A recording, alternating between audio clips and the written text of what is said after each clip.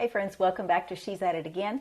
It is warming up outside, and in my opinion, that's chicken salad weather. So go with me as we start to make what's called Chickie Salad. Now, I don't really know the actual name of this, but a friend of mine shared this with me almost 30 years ago. And everybody that eats it just loves it. It's almost like chicken salad and a dessert combined. So if you're a huge fan of grapes and grapes, celery, oranges, pineapple, a little bit of pasta, but you can replace it with rice very easily and make this gluten-free. And of course, great flavored chicken, then you will be interested in this. So what we're going to do to start out is I have a small crock pot, and when I say small, it is, as you can see, 6 cups. I mark that on the back of all my crock pots because they don't normally advertise that on the lid or anything, and sometimes I look at it and go, how much can I possibly fit in that? So I have just a package of organic chicken breasts, and I picked these up this morning.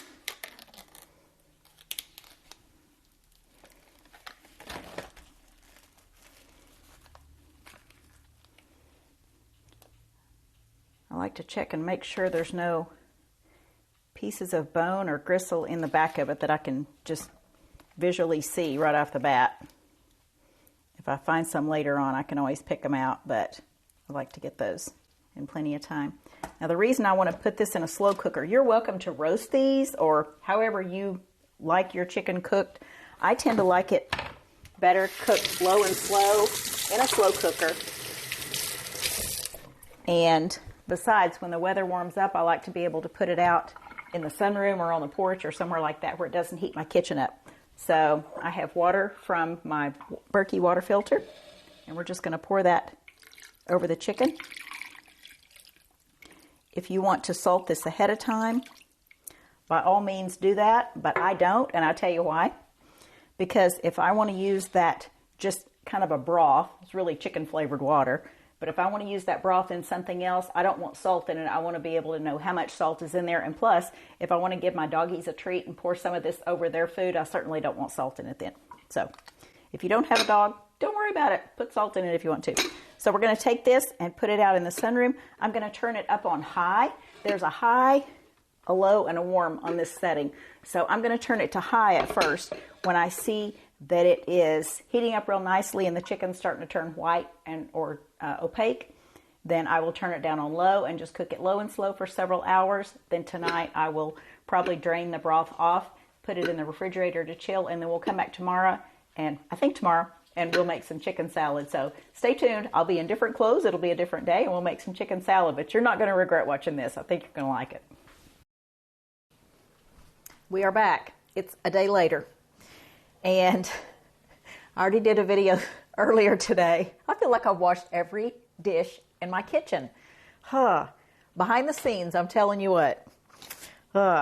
It's nothing you'd necessarily be interested in seeing, but I just feel like I wash and wash and wash dishes, but I like to have everything sitting out here in front of me so you don't have to wonder where I am trailing all around the kitchen trying to get things. Okay, I got my chicken out of the refrigerator. Just a couple of chicken breasts, and they just look like this, just chicken.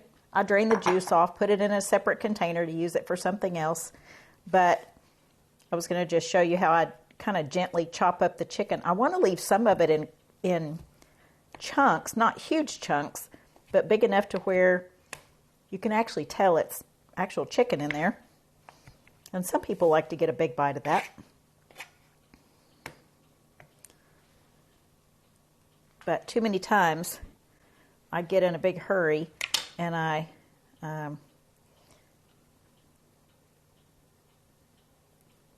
tear my chicken up into little shreds, and that's not what I want it to look like. There's one chicken salad that I make that actually lends itself to being better when it's in shreds like that, but it's not this one.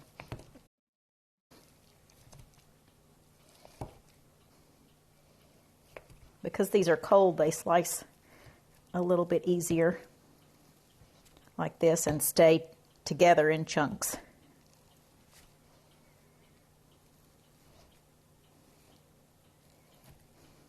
All right, so this is just 2 chicken breasts, boneless, skinless chicken breast, organic. I don't really know how many cups that is. It looks to be about, I don't know, between 3 and 4. I'm just guessing. All right, we're going to slide this out of the way. That's what we're going to add later. You kind of want to do this in a little bit of an order because otherwise the more fragile things fall apart, namely the mandarin oranges. Put those in at the end. All right, so here is my big glass bowl. I'm using a glass bowl just so you can see what I'm doing here. And the first thing I want to do is put in 4 tablespoons of orange juice. This is really good organic orange juice from Kroger. And if you have a Kroger nearby, try their organic orange juice. You will never go back to the cheap kind. I can promise you that. It is the goods. But you only need 4 tablespoons of it, so, and a little bit more wouldn't hurt either. Okay, this is a cup of orzo pasta.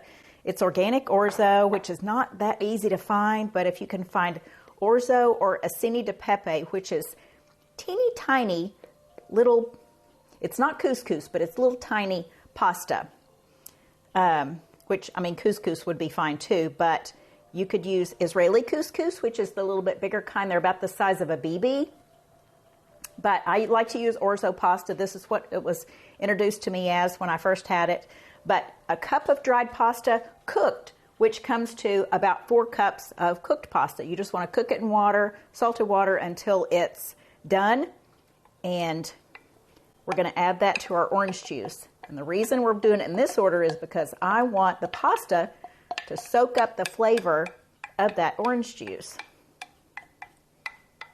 We're going to put oil in it in just a minute, but if I put oil in it, in my mind, the oil coats the pasta and nothing can get in, so it just tastes like pasta. But I want it to have that orange flavor to it. So we're going to give this a stir. Next thing we're going to put in is a teaspoon of salt.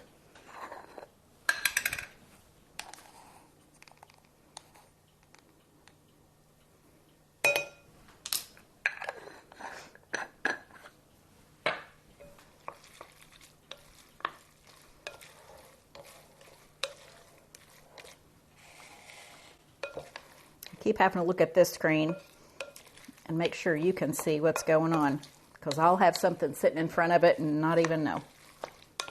I'm just doing my own thing over here.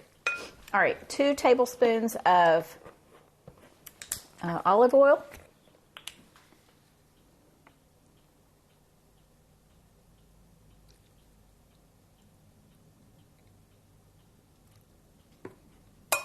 This is just organic olive oil from Sam's.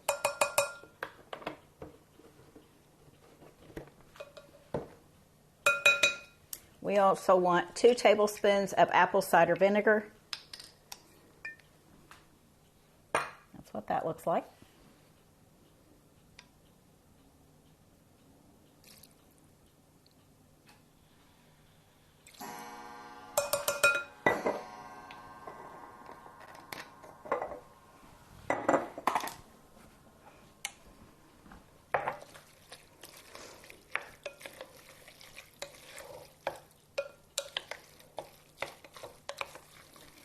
Make sure that's all mixed around.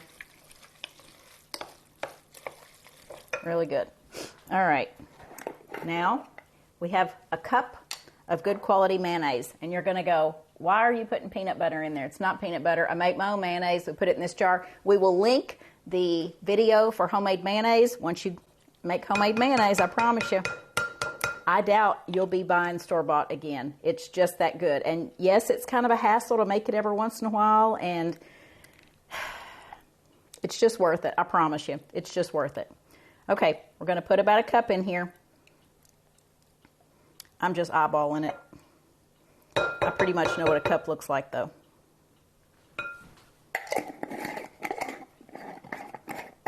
This is made with avocado oil, really good eggs, a little bit of honey, a little bit of Dijon mustard. Trust me, it's the goods.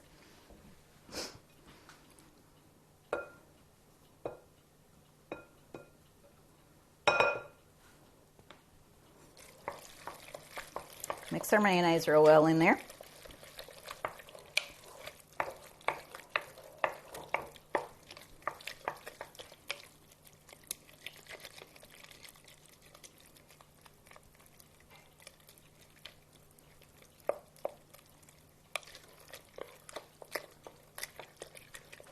Next thing we want to put in is our chicken.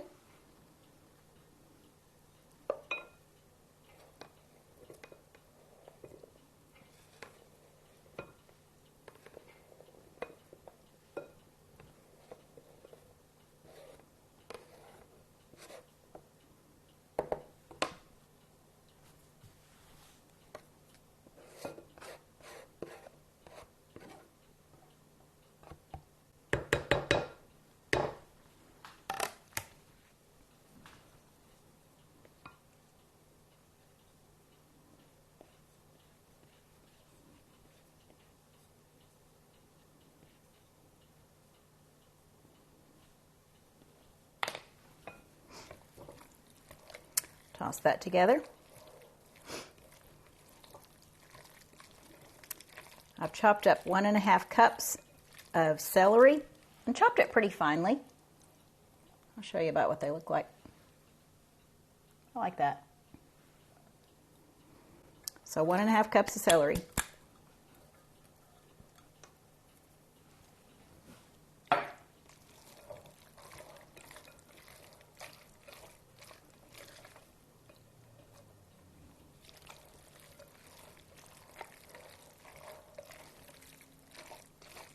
One to 2 cups of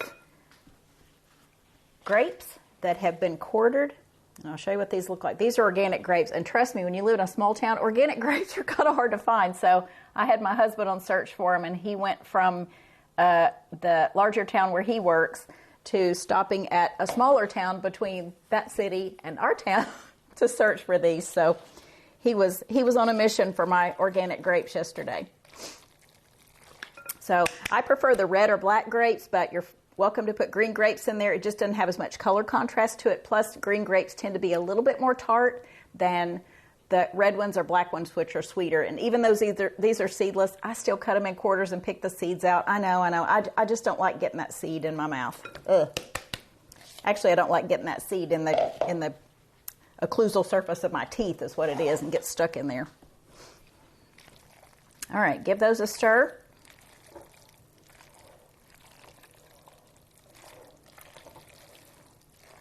As you can see, you need a rather big bowl to put this in. This is not a small chicken salad.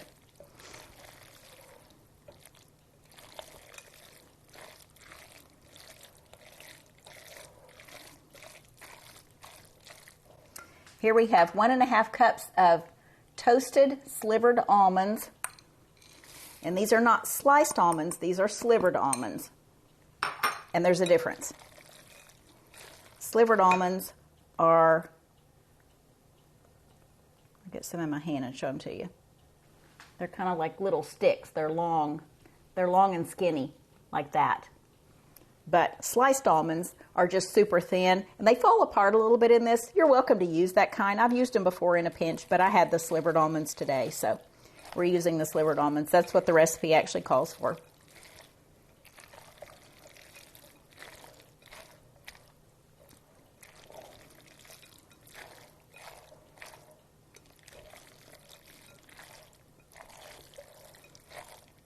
Next is the recipe calls for a large can of pineapple tidbits that have been drained.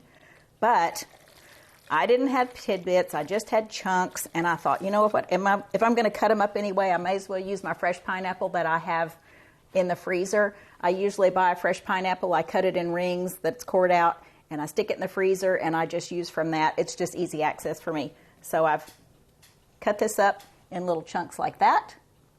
And so that's what we're going to use. And fresh pineapple to me is always better than canned anyway.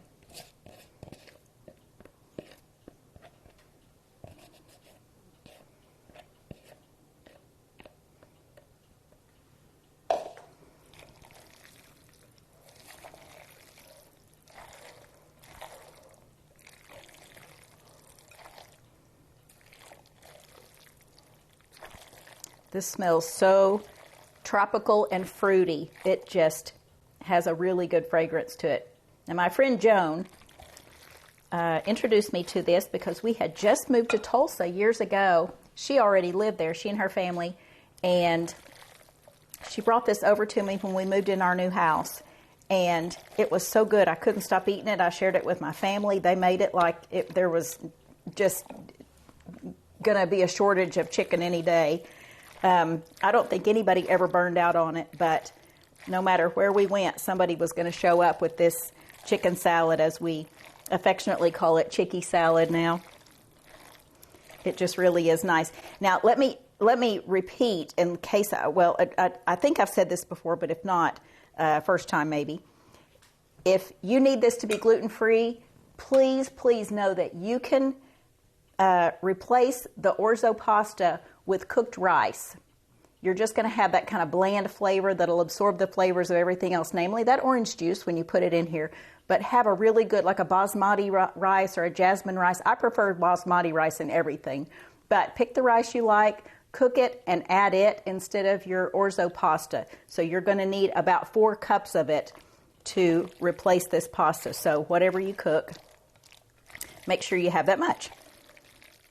And then your dish will be gluten-free. Now, I have already drained these. I bought these this morning. I went to the store, and all the mandarin oranges in there, they didn't have organic ones at our store, but I chose these because these don't have added sugar to it. This is just sweetened with, or it has a fruit juice in there. It's not a sugary fruit juice. So there's no added sugar to it, but I drained the juice off already, but this is the kind I purchased. There was another lady looking at them, and she said, I'm kind of looking for one that doesn't have sugar in it. And I said, oh, I actually found one here on the bottom shelf. Of course, I'm always talking to somebody in the store, so. If you have mandarin oranges, the recipe calls for 2 cans of mandarin oranges. Mandarin oranges normally come in the little short cans. Make sure you drain them real well. Make sure you get any seeds out that might be in there, and add that to it. Now, notice I'm putting it in there last. We talked about an order to this. Putting it in there last because they're just so fragile. I don't want them all torn apart. I want them to stay in kind of a semi-chunk form. I'm going to show you what this looks like in just a minute, because our salad is done. This is absolutely delicious. Okay, let me see if I can get this up where you can see it. I'm hoping there's not a shadow being cast on it and that you can see that whole salad. And I'll hold it up to this camera. I think I will, so you can see it. Isn't that beautiful? And it just smells so good. So once you get all your stuff washed and chopped and drained, and the pasta cooked, and the chicken cooked and chilled and cubed, it's easy to throw together. I mean, it's taken me 15 minutes to this point right here in this segment. So this is so easy to make. I promise you're going to take this someplace and somebody's going to need the recipe. In fact, most of the people that eat it are going to need the recipe. Everybody loves this, so I would highly encourage you to try this. But I thank you for joining us today. As always, we appreciate you sticking with us, and we look forward to sharing something again with you real soon. Bye, friends.